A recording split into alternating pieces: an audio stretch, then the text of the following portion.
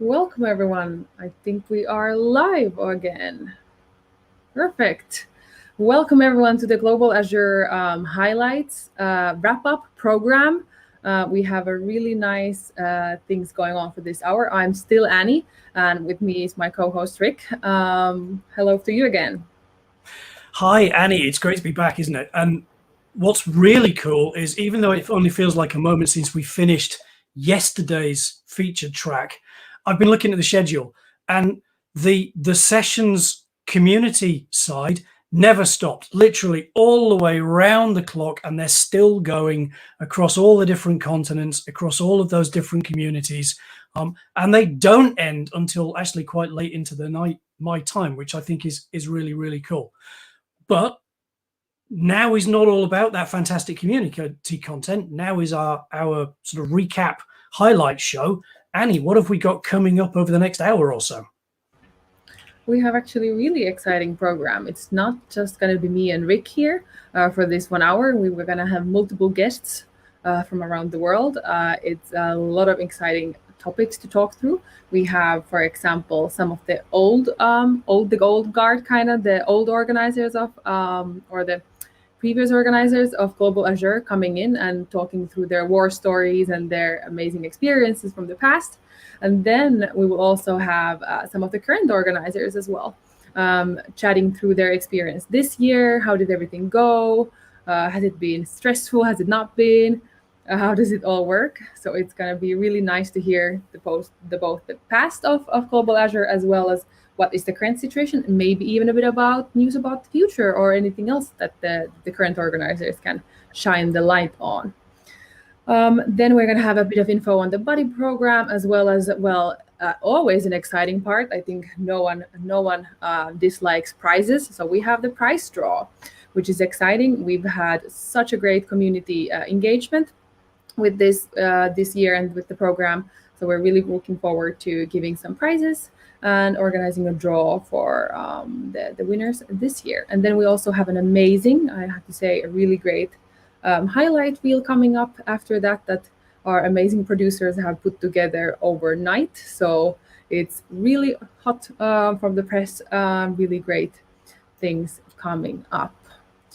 Yeah. Do you have any highlights, Rick, from the program or anything else? You mean apart from Barry harassing me for 30 minutes? No, I'm traumatized. I blocked the whole of yesterday from my memory.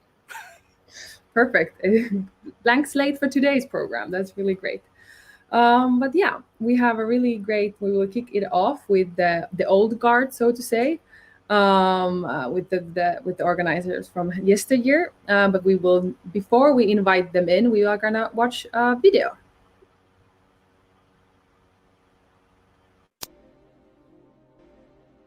Okay, so what do you need besides a miracle? Blades. Lots of blades.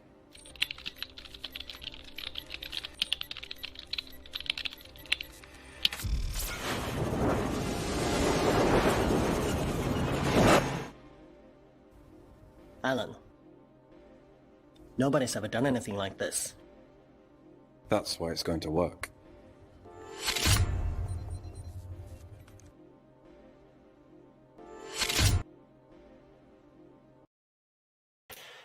Oh my god, that old video! Wow. Production values. That was pretty impressive there, Magnus. Although, what happened to the hair, man? That was different hairstyle. Oh my god, that was fun. That was so much fun.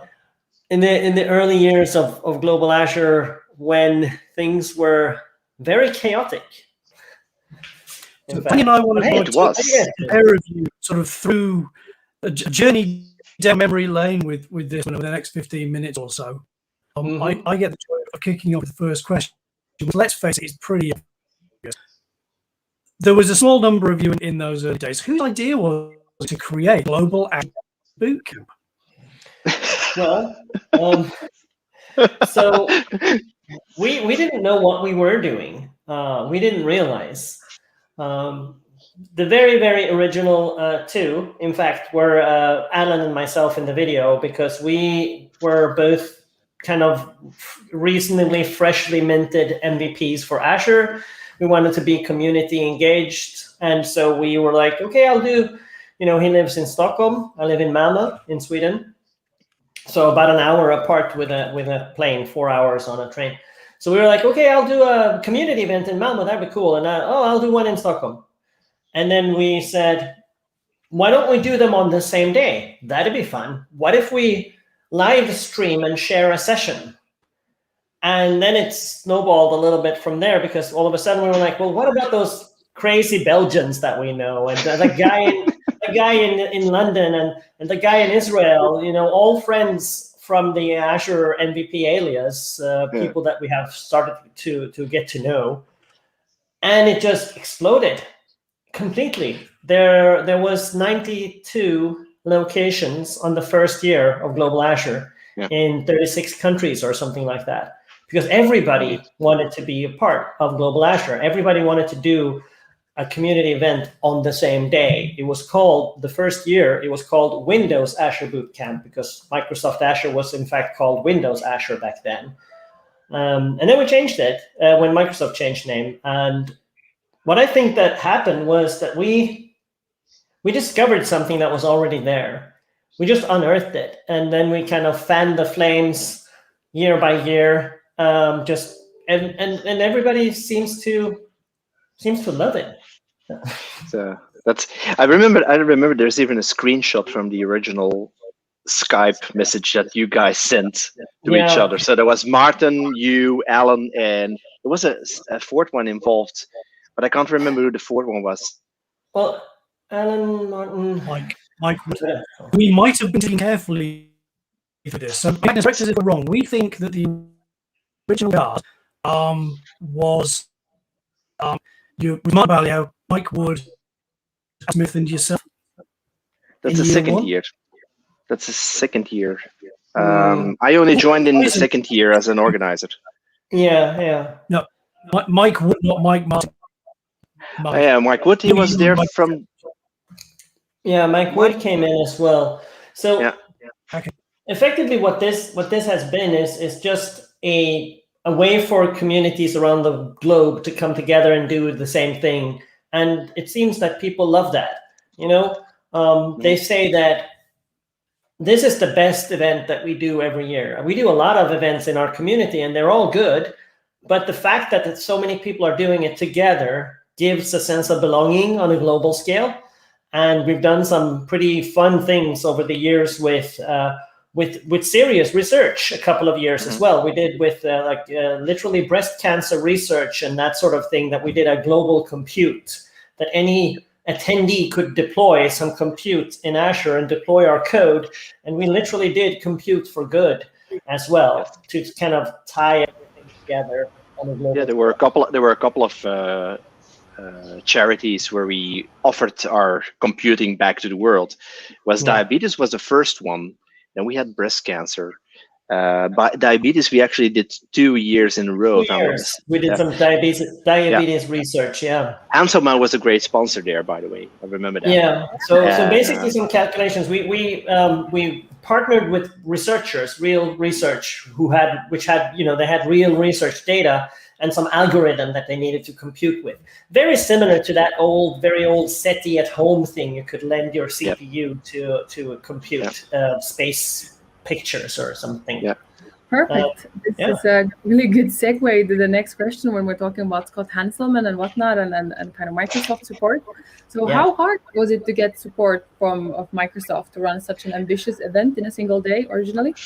Well, not very hard, right, Martin? No, that's okay. That was actually pretty easy. I mean, the second year you remember the epic boat trip we took from Stockholm to. So this is where the globality of the scale became true, and in there we had Mark Brown, who was a first day support from day one, and was going to see what he could do, because he then led the Azure MVPs as an extra MVP lead at that time with the Azure advisor, and I said we can take a look on how we can fit it in. And from there out, everything rolled. I mean, we had people doing openings like Scott Guthrie, Mark Rusinovich. They did keynotes for us, and it was never an issue. I mean, we just asked, like, hey, how about it? No, it was good. I mean, we asked Microsoft if they wanted to hang with us and support somehow. Hey, David. And literally Microsoft were the ones that came with the initiatives. The couple of years there, this was pre-virtual where we are now. No travel, no meetings. But Microsoft initiated sponsorship of course, Azure Access. I mean, I have Azure Access and you guys as well, right? But if you're in, I don't know, Kenya, or you're a young student in Nepal, maybe you don't have access to Azure as readily as we do. True. And so Microsoft came in with Azure badges. I should have actually brought that out now. Let me actually, I'm gonna see if I can find it. I have it in my bag. There's they custom printed for us Azure some Azure credits with our branded logo on, and that has been one of the greatest sponsorships that we've had. But the sandwiches, man, Mike, sandwiches. Subway. While Magnus looks in his closet, I want to throw to another video because of what you were just talking about. So if Carl in the back room could play the next.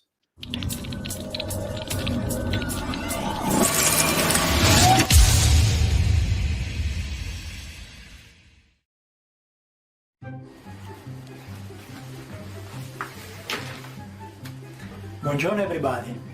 The Global Windows Azure Bootcamp is a fantastic opportunity to learn, and it's for a good cause. My name is Neil. I run the websites team. We're very excited for you to have joined us. Hi everyone, my name is Mark Brown. I'm the Community Manager for Windows Azure. And welcome to the second annual Global Windows Azure Bootcamp. Hi, I hope you're looking forward to the Global Windows Azure Bootcamp as much as we're looking forward to having you there and presenting to you. We've got a ton of great information and useful content on getting the most out of Windows Azure, and I think that you're going to have a great time and be really successful making the most out of Azure. Hi, I'm Scott Hanselman with the Azure team at Microsoft. You may know me from the internet, and I'm also a diabetic. And because I'm a diabetic, I'm really interested in what's going on with the Global Windows Azure Bootcamp this year on March 29th. Hi everyone, my name is Ming Fei, and I work in Windows Azure Media Services team as a program manager. Welcome to the second year of Global Windows Azure Bootcamp. Hi, Corey here. It may not be Tuesday, but I wanted to send you a special message, thanking you for all of your services. It's great to have you out there at the Global Windows Azure Bootcamp, building this platform up in the ways that we need to build it out. There's 140 locations all over the world that you can participate. In that day, I believe you could learn a lot more about Windows Azure platform. We are running a global distributed lab. The Azure Bootcamp is going to help host this globally distributed lab. It's going to deploy a whole bunch of virtual machines to help with diabetes research. Check it out, global.windowsazurebbootcamp.com. Thanks a lot. Sit back, enjoy the presentations today, enjoy the labs, and thank you very much for coming. Have a good time, and we'll see you around. So, have fun.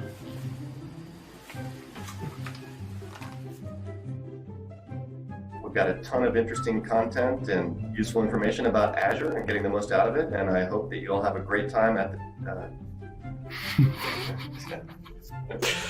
That was terrible. So good. That is so good. And I remember that. Yeah, and I found it. This I'll put it close to the. Maybe you can full screen me. I don't know. But this, your Azure is on us, and I've kept one. And there was a code there at the back for getting how to redeem some Azure credits, but $300 worth of Azure. That we could use on that day or for a couple of months here for someone to get started and trying out Azure. And this was sponsorship from Microsoft. Custom and they did that for Global Azure. They did that from the beginning, actually, because they were every year we could just demand a list of vouchers that we could do locally. Yeah. And only the last couple of years it became more a global distribution because we needed to like organize ourselves with all the yeah. behind it. You know how it is nowadays, but yeah, that was a lot of fun. I mean, Yeah, really great things. but seeing those videos back really brought back memories because I remember Corey had really a lot of fun by tricking Mark into like misspeaking himself, and he was like, "Oh, I'm going to so abuse it." It was really a lot of fun.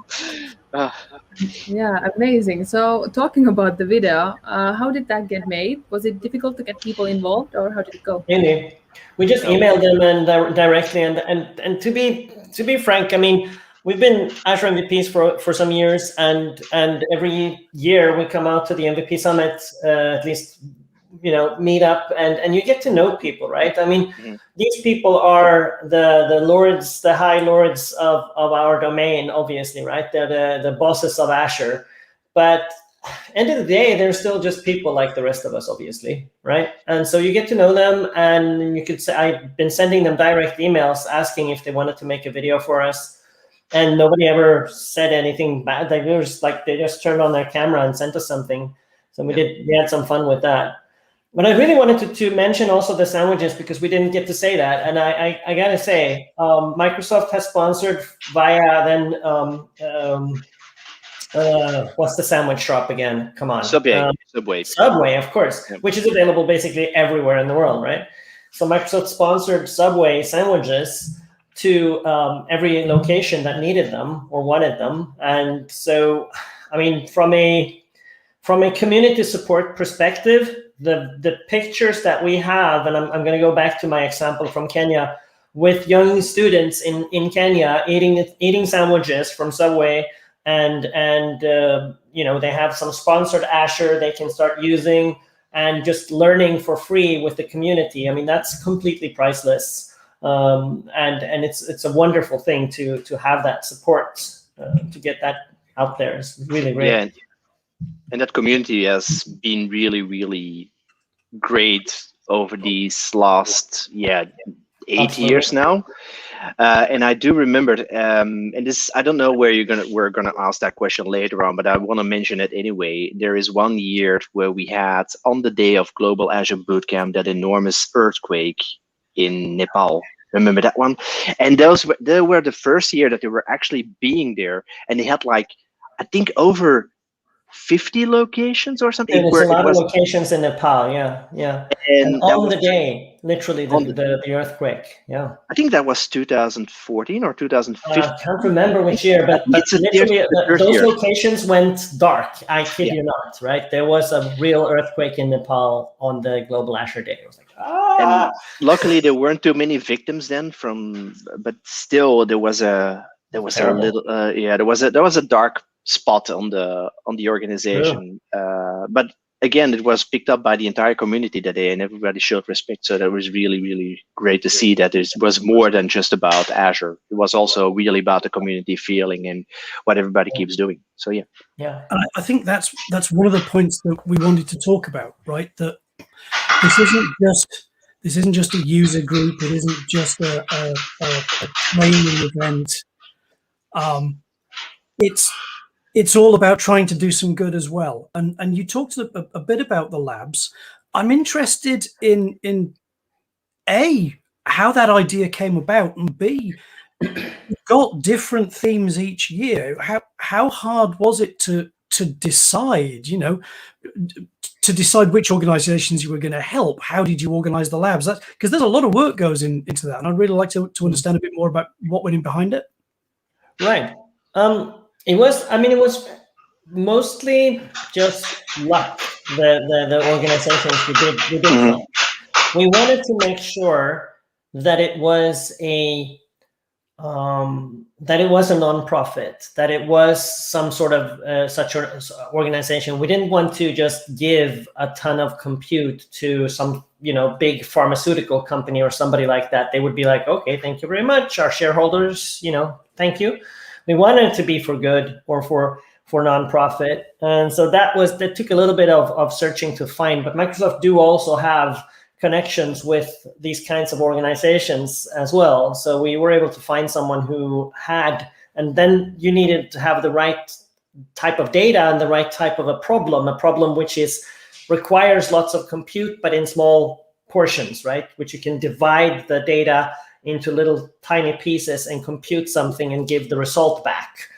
Because of the fact that thousands upon thousands upon thousands of VMs would pull a bit of data, compute it, give it back. So it needed to have the right kind of a problem, so in the right problem domain. And so that it took a bit of messing around, but it was fun. It was really chaotic and lots of fun. I don't even know how many VMs were spinning up at the peak of operating this, but it was a lot. Yeah, we even did competitions amongst all the countries. So and that was a lot of fun. We even had a mad scientist on board. And there's some sponsorship that comes into play there as well, because people were using their corporate accounts, right? So they would go and ask their manager, "Can I use 2,000 VMs?" And it was, absolutely, go ahead, right? So 2,000 times 8 hours of compute or something like that, right? Just that considered like a donation as well, right? For people to just participate. Yeah, I saw, especially with the companies that I know, a lot of companies and were mostly at the end of their EAs. Oh, let's spin up all that money and just burn it for good and just do something with it. So there was really that community feeling when it came down to the charity compute that we did, that there was a good sense of, we know what we're doing now because it's actually not wasting money. It's actually putting it to good use. And we had like a gazillion of opportunities to do it. There were even companies that said, we're not going to do it for obvious reasons. So it was simple, and not always that simple always, because we didn't want to just grab anything, as Magnus said. But one of our organizers, man, wasn't it Martin who did something crazy with the VMs one time? Do you remember? Oh yeah, it was Martin. He spun up a lot of VMs. And how was that? Do you recall who did that? I can't remember which year it was, but I just remember the anecdote of Martin going, "I've run out of VMs in Amsterdam. I'm moving on to Dublin," and then every now and again, that's 3 years ago. That's 3 years ago. But indeed, we didn't started doing stuff, and then we actually broke the data center because we blocked everything. Let's move on. And these things actually happened.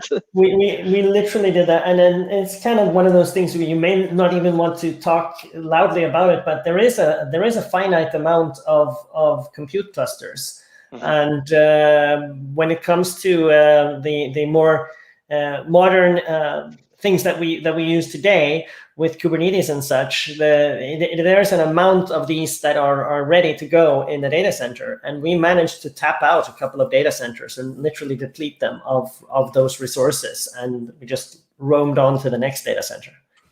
So that was a lot of fun. But then again, that proves how the compute can scale, and especially the way we wrote the applications in the labs made it really distributable, and that is what people should also learn from it. The way the solutions were built from the labs is that it was really in a HPC or in a distributed way.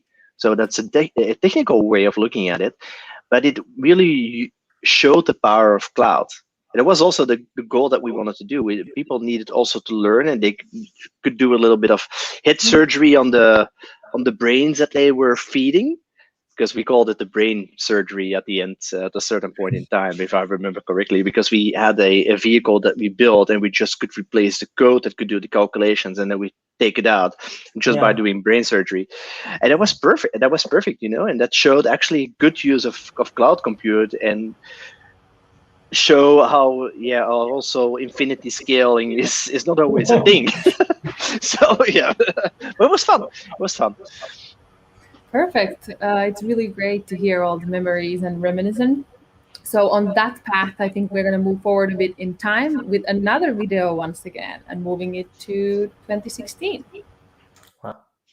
Hi, my name is Mark Krasinovich. I'm CTO of Microsoft Azure. Hi, I'm Scott Hunter. and I work on .NET and Visual Studio Web tooling at Microsoft. Hi, my name is Scott Guthrie, and I run our Cloud and Enterprise group here at Microsoft. That includes Azure. I'm sure the cloud is in your future, so you're going to want to sign up for the Azure Global Bootcamp on April 16th for a full day of deep instruction on Azure as well as hands-on labs. This is a global event, which means no matter where you live in the world, there should be one of these close to you. So definitely encourage you to find a location near you, or just do it at home and join in virtually. And the cool thing about this is it's a great place to come and learn about building applications for the cloud, moving your existing on-premise apps to run in the cloud. And it's a great way to kind of really get started with Azure, get your hands on with the product, and really learn about what cloud computing can do and how it can really change your life for the better. Be there. Hope to see you there.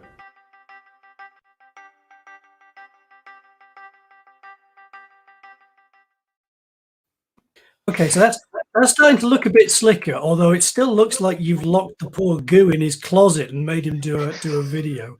We did. You can't come out until you did the video. Yep, you have to stay in there. No, Scott was always very open to that. Yeah. Open until you lock him up. So the event's getting bigger at this point, right? You, is it still the same group of small group of organizers? Are you pulling more people in now because it's getting bigger? How do you scale something that has the word global in its title right from the outset? Well, I mean, the scaling part is I believe the most important part of your. There's a lot to unpack in your question here. The thing is, it scales because we have never ever taking credit for anybody else's work. There are literally hundreds of great community leaders out there in the world who want to join in, and they organize their local events with their local sponsors, their food sponsors, whatever they have, get their venue and get their agenda and people in there. And we have like separate tracks. There's a Spanish track and a German track and all kinds of things. And these local community heroes are definitely the ones that make this event. The people who are in the sort of the admin group of Global Azure, we are literally just a glorified email answering clerks. We fan the flames. We get some sponsors on a global level, of course, and we help distribute the sponsorship around the world, just to have something to kind of hinge it on. But the heroes are the people in the communities, without a doubt. That's why it scales, because each individual contribution claim their own credits for the great, cool things that they do locally. Yeah, that's unbelievable what they're doing locally. I mean, wasn't there an event once where there were 3,000 people invited? Wasn't it in Africa? I think it was. It was on crazy sizes, yeah. We've had events with like 500 people, more than that. And there are events that are very, very small and intimate, like there are 10 people in a conference room. That's still completely valid. It doesn't have to be hundreds of people, but it can be hundreds of people. It can be anything. True. Yeah. One of the first bigger supporters I remember was always a country like Spain or something. They already went big from day one. Remember David Rodriguez just mentioning somebody, just out of my mind. But they already had in the beginning like a big event with 200 people already there, and they grew every year, and they really made it a big conference because they had all these live things and stuff. So all these little events that also grew over the years. Mm-hmm. That's the best and the most valuable thing that came back to us as a group of admins. We only did it for the fun of it. And it really grew out like a total organization with so many organizers. And as Magnus said, we only became a glorified email address to bring support and even now it's streaming, emails and streaming and all these things. So someone I remember from Cloudburst. It's a lot of fun. Perfect. So talking about fun, really great segue here. Is it as fun organizing it nowadays as it was in the beginning, or has the amount of fun changed throughout the years? What is fun is hanging out with your friends. What's not fun about that? Some of the greatest people I know, some of the greatest friends I have are from this community. And we just happen to be in different places around the world. And this virtual stuff that we're doing currently has really put a pin in that. I mean, I enjoy meeting my friends on the screen like I'm doing right now. That's great. I really miss raising a glass together in a crazy bar somewhere for a conference, which we also do. But really, these are friends. So I just hang out with people. I personally think it is equally fun now, 10, 11 years in, than it was when we started this. Yeah, that's true. It's yeah. I'm out of the picture because I'm an alumni, as they call it, in the Global Azure Bootcamp. But yeah, it still stays a close group of friends where we do it with our fullest of hearts. And I think everybody does that who cares about community anyway. I mean, we see great initiatives, and the fun thing is even that we were the first to do something globally, and all the others just copied us. Just gonna mention that global AI bootcamp, global office bootcamp, all these things. But now we actually sparked something. Bootcamp, global integration bootcamp, Bootcamp, global DevOps bootcamp, global. I don't know. The list is long. What we didn't know, again, coming back to what I said initially, we had no idea what we started. We had no idea what we were doing. We just discovered that this was a thing that people like to do, and we built it from there, organically growing year by year with more and more organizers, people joining in. And no matter where we travel in the world, especially at the MVP Summit, we get a lot of people coming up to us saying, this is the most fun event that we do. The fact that we do it in this way is the key. It turns out we set a trend for how to create events. And now everybody and their mother are doing something global X bootcamp something, right? And that's fair, that's fine. They say imitation is the most sincere form of flattery. And we just, honestly, we have, like, I take pride in it, but it's just great to see that community events can be done this way. And we were the first to do it, and we didn't know. Yeah, okay, so that's actually a really good point for us to change topics. Mike, we appreciate our elders around here, man, so don't go away. In a moment, I'll queue up Carl to play another video, but basically what we want to do now is we want to pull in the current organizers. We want to shift from the ghost of Global Azure past to the ghost of Global Azure present and future. It's like we planned this and everything, right? Okay, I take my rollator and roll the hell out of here. I'll get your vitamins left. Carl, would you play the next video, please, sir? Hi, I'm Mark Kusinovich, CTO of Microsoft Azure. If you've been wanting to learn more about cloud computing or Azure specifically, I've got great news for you. On April 22nd, we're going to be holding the 5th annual Global Azure Bootcamp. Microsoft Azure provides a fantastic cloud platform that enables you to build amazing applications that can target literally any scenario. You can use Windows technology and .NET, you can use Linux technology and the full richness of open source, and you can use them together to build literally any type of application, whether it involves data, whether it's mobile, whether it's web, and a whole bunch more. This April 22nd, we have the Global Azure Bootcamp. It's the 5th edition that we've held. The Bootcamp is a day-long event organized by user communities around the world, over 250 of them, that will go into deep dive sessions on all things Azure, everything from infrastructure as a service to many of our platform as a service offerings. It's community sponsored, community run, and really an opportunity for you to meet up with other Azure developers, some new, some very experienced, all over the world, to learn more about Azure, to be able to share experiences around it, and to really come away with an even better knowledge of how you can take advantage of it to build amazing solutions. It's a great way to get jump-started on the cloud and move your career and your position in the company, helping it get to the cloud forward. Check out and visit the global.azurebootcamp.net website to learn more, find a meetup near your area, and sign up so you can take advantage of it on April 22nd. And we hope to see you there. We're really excited to see what you learn. Thanks.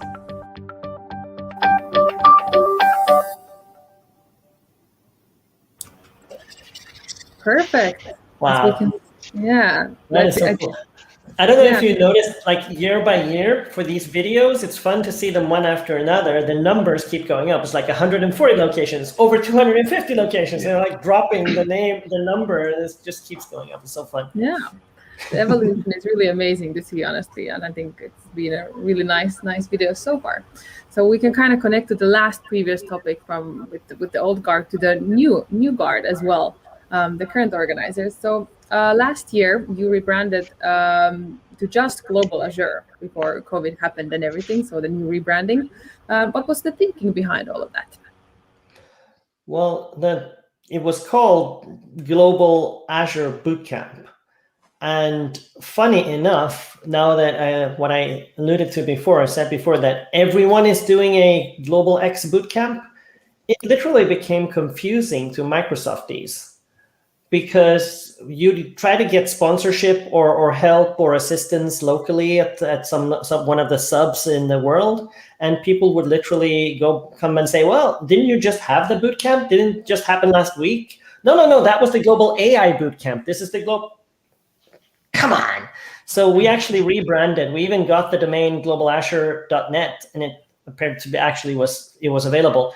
And then we dropped out everything else, and now we're just Global Azure. That's exactly what we are. The name is what we are.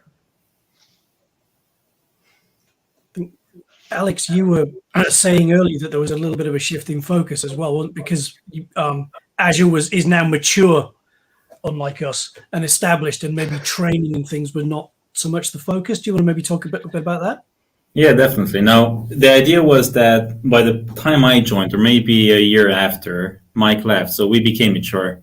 But any jokes aside, the reality is that not only was there a lot of confusion around the communities that we were representing, but also around Microsoft, right? We were growing, we were being copied to an extent, in a good way, in an absolutely a good way.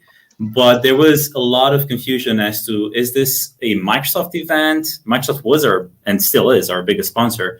Is this a community-driven event? Is it something else? So we realized that there's a couple of things that we can do, and we did. Number one was ditch bootcamp, because it's no longer a bootcamp. It's more of a family of, here's all the community members, the community heroes around the world actually putting together something. People in Kenya, making it a good day for students over there to learn Azure and to get a sandwich and whatnot. People in Romania, like myself, actually being here, teaching Azure for all of those AWS freaks and so on and so forth. And it literally became a community more rather than an event, as it initially was in 2013. It was initially the idea of, let's throw an event on the same day. But now beyond those emails that Magnus was telling you about earlier, those are emails where we organize all of the local communities around the world so that everyone is on the same page, that we use the same branding, that you have the same message, that you have a code of conduct, that you're well inclusive, that you have a liaison in one way or another with Microsoft in case you don't have somebody at Microsoft to be represented for your local community, and so on and so forth, right? So that's what we do.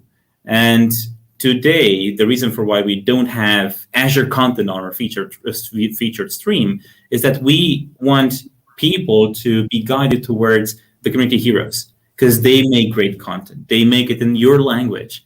In fact, I've mentioned this the other day as well. At this point, probably half, or at least half, maybe even more than that, of our sessions are in a Latin-based language, whether that's Italian, French, Spanish, you name it. That's mind-blowing, if you ask me. That's a major, huge community which has a lot of energy and which delivers Azure content because they care about a community, right? So we realized there was a number of things that we need to do. And branding is not only a new logo, but if you take a close look at the logo, it does say it's somewhere on that circle, by community, for community. And it's a further emphasize that this is not us. It's not the fantastic 7 glorified individuals. It's the people around the world. And that's why we have the globe, the map of our world. We also have the year, because each year we want to have another logo. Supposedly, once we go back to in-person events, you're going to have badges, you're going to have stickers, you can install them on your backpacks and so on and so forth. Hopefully in a decade from now, because we are eventually going to talk about the future, I will meet somebody who has a backpack of 10 different Global Azure badges. That would be fantastic. I'm looking forward for that. Perfect. Really interesting things, and for sure, I think all of us, we've been living in this COVID-19 world for a while now. So, and it hit just before the 2020 event. So, what impact did the pandemic have on your planning at the time? Are you kidding me? It broke the event entirely. Oh my gosh, we had like the huge plans as always. Oh, let's have meetups and all the things, and then it was like, yeah, maybe it's not a good idea to actually have congregations of people more than 2 at a time. Kind of difficult to have physical meetup locations, and then that also completely broke how really difficult to get sponsorship, because when you have the local organizers, they can care for distributing sandwiches and stuff, but obviously there's no way to send a sandwich to everybody's home. So it became completely turned upside down, and we all scrambled to just run and see what we could do with a virtual online event. It was shocking how many people were setting up live streams from their home to be able to give presentations. It was over 300 something, and now we're over 500 something. It's insane. But yeah, I remember in 2019, and big shout out for Anna Chu. She actually organized with the entire community team at Microsoft for us to have a booth at Ignite. And we realized, hey, we don't have any swag. So it was just on the time when we finished, concluding what our next logo should be and should look like. So we printed actually somewhere around 200 labels, I think, stickers. Sure. Yeah, stickers. And the plan was that we would hand these out as kind of an exclusive memorabilia of sorts, right? It ended up being super exclusive, because for the virtual thing, we actually changed the logo to say virtual, kind of like this is temporary only, right? But those stickers that we printed out, which were no more than 200, maybe even 100, if you ask me, are probably the most exclusive sticker of Global Azure ever. Perfect. Things happen. Yeah, for sure. So a lot of things has been happening. Definitely, one event broke completely, apparently. But honestly, from from the perspective of a new organizer, I understood that Showcase you joined for the first time in the recent years. So how has it been for you as a new organizer to become an organizer in the middle of a lot of change? It was quite a challenge, because there was a lot of pressure on the team and on going virtual, including a website which was going to be built, needed to be built. So it was really chaotic, but this year was a lot better, right, guys? Yes. Yeah. So I'm really looking forward to the next one, and hopefully, I really hope that we can do a lot of in-person events next time. But I think the virtual part is going to stay for a bit. I think it's going to be both. It sounds. Unfortunately, yes. Yeah. So I did want to ask about that, actually, because the one thing about the virtual event is it's more open to all, right? Because even if there isn't a physical event near you, now there's content you can consume. What are your thoughts as an organizing group on terms like hybrid? Do you keep the new as well as returning to some of the old moving forward? So there was one point, I think in 2017, when I was not part of the global admin, but I was still organizing, when at least one location somewhere on the world, it might be Spain, decided to stream their event for anyone who is not able to actually organize something locally for various reasons. But they would still want to be part of that community. They would still get the vouchers that Microsoft was handing out, and so on and so forth. And I think that was an interesting idea, but it was very difficult, to say the least, to handle. We tried to mimic that probably in 2019, unless I'm mistaken, but it's just too chaotic, if you ask me. And I think everyone at this point is just looking out and looking forward to actually meeting people, like literally meeting people. That my best hope is that we're going to have everything in person, but we'll see.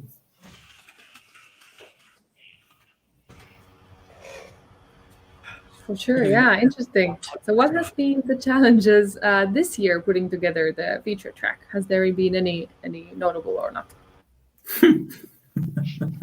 Well, it turns out that being open and inclusive for everyone to join is a good thing, right? And everybody wants that. I mean, this community is very warm, very welcoming, and very, very inclusive. And I don't think I've ever really heard of anybody displaying any kind of bad behavior. I think everybody just likes this and wants to be part. So we have a code of conduct on our site, and we have, open arms, anyone can join. However, it is not easy to get into public speaking. It is difficult to take the step into that world. I really enjoyed the mentorship session, which was on this track yesterday with Olena and Eldred. It is hard to do it, and just saying as some sort of a meta organization that it is inclusive and everyone can join doesn't mean that everybody joins. It means that the same people who are already ready, set up with cameras and lights and microphones and things, they join. And it turns out it's like 80, 85, 90% people that look exactly like me, all white males. And there's nothing wrong with all white males, but it would be nice if women or people of color, other more disenfranchised groups who are not joining as much could also come in. And it's hard. That is difficult. It's hard work to help people get in because they don't feel like they can be there. And so we have to nurture them and help them and show, yes, you can. Of course you can. You can also be here. It's a challenge. Perfect. It's always really good to nurture future talent as well as current talent. So really amazing. And then talking about community and great things that's going on there, we want to obviously get to the best part, what everyone has been waiting for, which is the prize draw. Very excited for that one. We will be calling out with Rick one of all of you organizers one by one, and you'll be giving out one of the prizes or announcing one of the winners. So let's kick it off with the first winner, and it will be announced by Mike Martin. So the first winner seems to be Audrey Minge from Ghana. So that's pretty cool. Yeah. So it seems Audrey is a software engineer and also an exams and event coordinator at MUG Ghana. So that's pretty cool to see. I don't know what she's won, by the way. So what's the prize? And now we all wait for Carl to properly type something in. Absolutely, because he's the only one that knows what sequence he's doing this in, just like he planned it and everything, right? I guess it's fair to say it's going to be a mystery box. It's my turn to pick. Shauki, would you like to tell us whoever Carl decides to pick next as our second winner? Let's see. The second one who won is Jonah Anderson, who is Filipina Swedish. And she is a software developer as well, full stack. So congratulations, Jonah. Cool. Perfect. A mystery box, a physical one coming to you as well. We will be contacting all of the winners via messages, so no worries there. But then to the next one, we have Alex. So now you had me all confused because I was probably speaking whilst you guys are typing, and I just have to scroll. But I think I have it right. So bear with me. Is there a drum roll effect? The next winner, there you go, Mike. Thank you so much. The next winner is Jeremy Sinclair. Congratulations for winning the mystery box, which, by the way, is courtesy of Azure Heroes. I think it's fair to say that these mystery boxes are actually put together, physical boxes, like physical swag and good stuff, which is going to come from Azure Heroes. Okay, so I think that just leaves Magnus to announce the last one. Is that right, Annie? Is it? Oh, I don't even know. That is correct. Yeah. Two more, apparently. Which one? I don't even know. I need help. Oh, there we go. That's helped. I don't know who that is. I'm lacking information here. Let's wait for a bit. This is so very well coordinated. It's incredible. It is. It is. Yeah. I can tell you who it is, but do we really? I still have no idea. It's somebody in Australia. It's Jesse Loudon. No. Yeah. Is it? Oh, yeah. Oh, nice. Jesse Loudon. Yeah. Congratulations. Oh, congratulations. Created OSS consultant and a lover of Azure, apparently. Yes, he is. Yeah, from Oh. Australia. Yeah. So I dropped the From ball on Australia. that. I didn't have any info. It's nice to see that the organising committee can access Google and Twitter on demand when needed to. Thank you for that. And there's one Who's last, I that? think, right? Yeah. Well, in which case, hey, Carl, why don't you unhide yourself, young man, and come and announce the last winner? Maybe. Come on, Carl. It's not as if you gave us the right message. It's not as if I can multitask at all. So let's see. So the last physical mystery box goes to Diana Carolina Torres Jesus from the Latin American community. Congratulations. Very nice. You know what makes me happy is that there's a lot of women that won prizes. Because that means that there is a lot of women in the community that actually are following us. They should come more forward. So this is good. At least the ones who are active are very well represented, because these prizes were drawn based on who are active in our Twitter, in our hashtags, in our YouTube, Twitch, and that there has been a surprisingly positive amount of representation there. So I'm very happy about that myself as well. Very, very cool. Very cool to see. Yeah. I think we got a nice representation ratio in the feature track yesterday as well. And I'm very, very appreciative for all the speakers actually spoke yesterday so openly. There is actually a bit of a story. Carl, do you want to tell us something about a story of picking our speakers for the feature track? Oh, well, there is a longer story there, of course, but in general, like, we are a global community of communities, and as we've talked throughout this track today, we reach all continents. We reached pretty much all of the time zones. We missed the penguins, of course, but almost all continents. And we cover over a dozen languages. We have a global footprint, but most of the speakers, they really look like us, the global team. And with virtual, we were able to really actually go ahead and tap into into this global pool of speakers and really bring out the best from different communities. So we had MVPs, we had Microsofties, we had RDs, we had different people who we were able to reach out to ourselves, and we learned quite a bit through this exercise too. So maybe the biggest learning was really from this year was to everyone else is also looking for these unicorn speakers who are technical, who are coming from diverse backgrounds. So you really need to reach out to them. You really need to reach out to them early on. You need to actually not just send an email to a global list or a broad list, but send a personalized invite, ask them specifically, why do you want to hear from them specifically, what sort of topics, etc. And yeah, it was a great experience to build that featured track. Yeah, definitely. We'll continue doing more of the same. Now we've learned from this ourselves as well, and we're going to keep pushing the boundary and see what happens. So I'm going to jump in now because we're running out of time. So Carl, I need you to multitask, please. Could you put the global the global Azure Buddy link up for me? So I want to do a quick shout out. I think that the Buddy program is a really, really great thing. We talked about mentoring yesterday with Eldert. Magnus has articulated the thinking behind the program, which is great.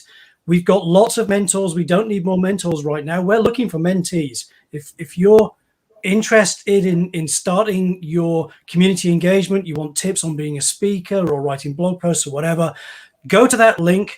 bit.ly/Global Azure Buddy. That's the blog post where we talk about the program, and there's a form on there so you can register your interest. And with that, I'm going to pass to Annie, who has been such a marvelous co-host for the past 2 days, to say, Annie, would you like to close us down? Perfect. I would be happy to. Just as a quick note, obviously, thank you to everyone who's been involved with it. Thank you to all the organizers. Thank you to Rick for being an amazing co-host. And I think all of us in this stream, in video and outside of video, the organizers, everyone always wants to thank you the most, all the communities, all the people, all the speakers who have organized their own sessions.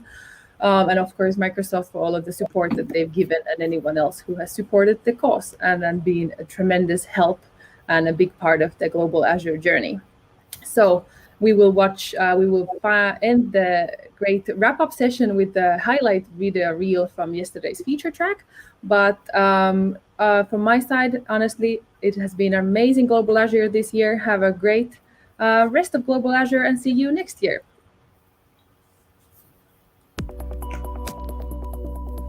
And then, how I deliver it, if it's in a container or in a function or, in a controller like an API app, doesn't matter, right? It's still that isolation, that logical isolation. So, smiling because there was a picture of Magnus popped up there, who's obviously lurking in the live stream questions. That's a really old. Hi, Magnus. Nice to see you too.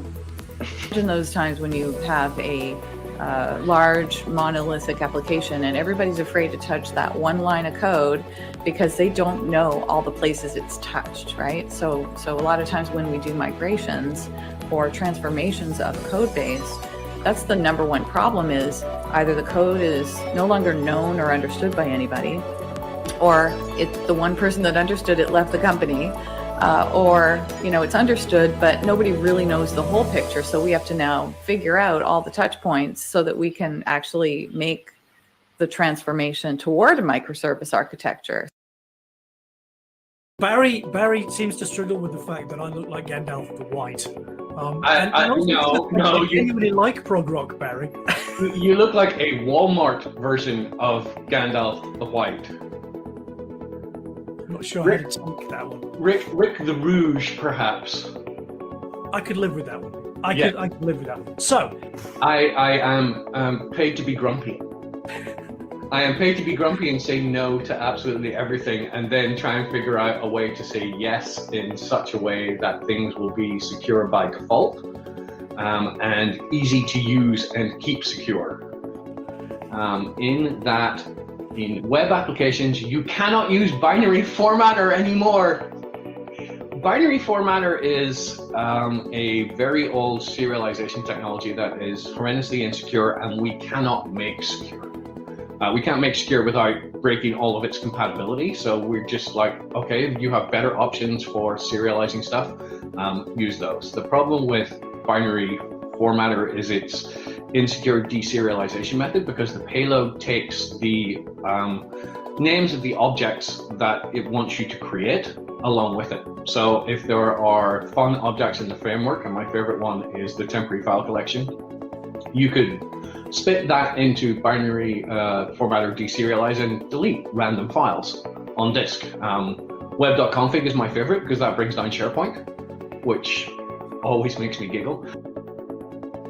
And when we started to talk about mentoring, I was like, I had so many doubts. Like, I had no idea what does it actually mean. But yeah, of course, let's try it. And I also remember that you sent me a couple of conferences to submit to, like to just have a look if I want to speak there. And I also remember that the first of them was Global Asia. And that's actually how we got an idea for this talk. When I submitted my conference, my talk to a Global Asia conference, we had this buddy program from Global Asia, when you kind of like officially my mentor. And that's when we started to think how we can actually share this experience, like the mentoring program. Global Azure, they're actually saying, okay, if you want a buddy, if you're a new speaker, Global Azure wants to help this over there as well. So Annie, you can probably tell a bit more about this part. There's the link that you can find out more and dive deeper into the buddy program. But really what it is, as you mentioned, Eldar, it's a really great program from Global Azure to really help people find mentors and mentees and really get the community even more running better, smoother, and making those connections there, and to get the power of mentorship, particularly looking for mentees, which is usually the other way around in mentorship programs. So this is a rare chance to truly get a really great mentor. So highly recommend to check that out from that link there. One thing I would definitely say, I would say to anyone, always try to go out to these social calls. Like, we are all virtual, of course, so it's different than when we're in person, when you could go to meetups and meet people there. But there's still a lot of social calls going on and virtual meetups as well. Like, just and don't go there just to find a mentor or a mentee, but just to get to know people, I would say. I think the barrier is a bit lower to do it virtually, like you can do it on chat or something like that, which is a little bit lower barrier than actually having to talk to someone and asking this in person, I think. I think there's like upsides and downsides to both of them. Yeah, at that point, that was a great segue, actually. We want to give a quick shout out to Mirza, who's saying hi from Indonesia. Eldon and Elena, you're in completely different countries, aren't you? So, I mean, this is a great example of how the virtual communities that we've had to build in the past 12 months are actually removing those geographical barriers and enabling this. And to the organizers of Global Azure LATAM, it's a really, really great to see that they are the largest single community under the Global Azure banner this year. They've got, I think, 62 sessions. Great opportunity, and we are very excited because, I mean, as Luis said, this is a joint effort between all the Latin communities. I'm from Nicaragua, Luis is from Mexico, Lautaro, one of my friends is from Argentina. So, I mean, with this COVID-19 pandemic situation, it's been very, it's been more easier, you know, to join efforts between different countries, and we share the passion for the .NET technologies and Azure. So we met each other because we were, hey, do you know this? Do you know that? And we were kind of talking. And the important thing about it is that this is on our language. We know that almost every documentation is in English, and now we are having different kind of language. Not too much as us speak English, so it is important to us to generate content in Spanish. And that's the idea when we gathering a lot of communities across all Latin America in this occasion. To me, this has been the first time we could do that. We learn a lot, and we are really happy, and we are looking forward to organize other events. Of course, Global Azure stays forever, let's say, in our hearts. So we would like to continue with this. In order to shift into the digital space, we need more tech practitioners. It can be DevOps, Ops, IT people, developers, you know, everything. People that can help design the product as well, UI, UX. There's a huge need for people to build this product. We want to see the people that we're interacting with, right? So now we have this huge audience at home, right, everyone? But we can't see them, and it's hard, you know, for us, because we want to see the people that we're interacting with. I personally hope it will be a hybrid solution where we can still meet people online, because it opens a lot of doors for everyone. It helps so many people, you know, that can't attend or can't afford traveling to conferences. But we will see.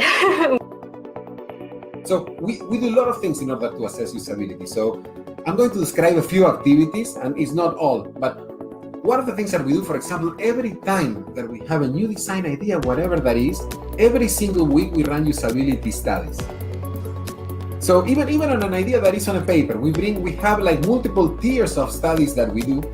So we have ones that are like the quick studies, where basically we can get very quick feedback about an experience, and then kind of like see, you know, since we run those every week, we can have a lot of signals if we wanted to. Of course, before getting to that stage, we look a lot of kind of like usage data and feedback that we get from multiple channels from everyone. We do not always create the portal infrastructure. There is a world-class infrastructure that runs these types of workloads, right? It's one of the largest single-page applications in the industry. Also, we create a development framework that other teams across Microsoft use, and hosting platform where we can host the code that they write, and we can give them like different hosting capabilities, telemetry, experimentation, all the services that I was mentioning. So I don't have like a number in my head, but I would say that from the usage, between 20 and 30% is within the portal organization. The rest might be distributed. That's a fantastic question. And I think the thing that I'm super excited about right now, and I would like to call everyone that is on the audience to reach out, because we are on a journey to make it simpler, to make things like easier to use. I mean, we've been on that journey, but we want to accelerate that journey. And to do that, we need to learn from you. What are the things that you do where the tools get in the way, and how can we make them better? So I would love to hear from everyone that is watching this. What are the scenarios where the tools are getting in their way, and what can we do to make them better? Another scenario where durable functions are better are long-running workflows. So what's a long-running workflow? Well, long-running workflows are exactly like what they sound, right? Long-running is something that I like to say is just longer than the time span of the request. So to put a silly example for it, if you're in the middle of a Filipino party eating this delicious lumpia and you see how the party is going, has karaoke started yet? Are all the uncles getting super drunk and starting to sing the really bad karaoke songs? You kind of estimate how long they're going to be singing this karaoke, so you'll have to decide, do I need to make some more lumpia to feed them because they're going to be hungry a little bit later? But this is a silly example to say this is a very long-running request. This is a long-running thing that keeps going, and you want to keep track of what is happening there. In these kinds of scenarios, we were feeling the pain of, we know we can't use something that's quick and easy where you just spin it up and do the process, because there are so many steps in this process. And so that's why durable functions, although, it's not that you can't use them, they're just better for other things. And in this particular case, they definitely helped because of the way that our problem was structured. Hello, Jonah. Thank you. Lumpia is amazing. Lumpia is great. It's very easy to get overwhelmed and say, I'm too dumb for this, or I don't understand this, or this is too much for me. And I want to kind of try to get rid of that kind of thinking, because that happens to everybody. No matter what stage you are in your career, there's always something new to learn, and I guarantee you most people feel that way, at least in the beginning. But if you're able to power through that feeling, for me, to do that is to use these kinds of examples, then I think that's the bigger lesson here, is to try to find what works for you. And one of the best highlights that I still have from the lockdown period of conferences I did a conference that was held inside the Animal Crossing game.